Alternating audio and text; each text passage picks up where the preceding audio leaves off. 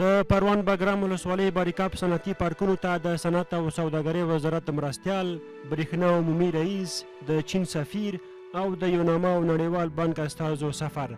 مسؤلینو له دغه صنعتي ښارګوټي او تولیدي فابریکو څخه د لیدنې ترڅنګ د زیاتې پانګونې پر اړتیا، له خصوصي سکتور څخه پر ملاتړ، د زیربناوو ستونزو پر لرې کېدو او د کافي برېښنا پر تأمینولو ټینګار وکړ. په دغه پارک کې ځینې زیربناوو ته اشد ضرورت ده او په دغه برخه کې زموږ غوښتنه د نړیوالو نهادونو نه او د نورو ګاونډیانو نه دا ده چې د صنعتي پارک په برخه کې همکاري وکړي او په زیربناوو کې بالخصوص د برق په برخه کې د موږ سره کمک او همکاری وکړي. با ظرفیت 10 مگاوات برق ما به این پارک فی الحال دادیم و پروژه ها را روی کار داریم انشالله که بتوانیم با اساس این به همه پارک های صنعتی کشور بالخصوص در پارک های صنعتی مرکز بتوانیم که برق خوب را ارائه کرده بتوانیم و برشان بتیم.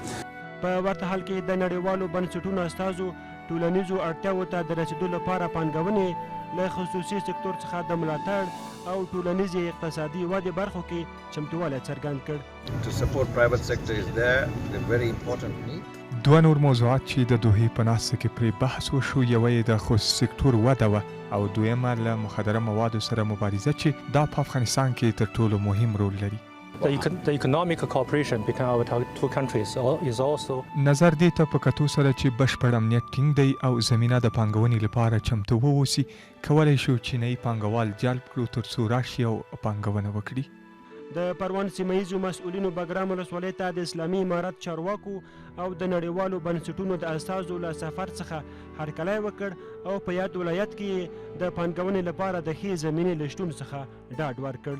از همهشان متشکر هستیم که آمدن تا از مشکلات پروان به خصوص مشکلات پارک صنعتی باریکاب دیدن کنند و در او عرصه اجراعات داشته باشند و الحمدلله و وعده همکاری های خود همراه ما داشتند.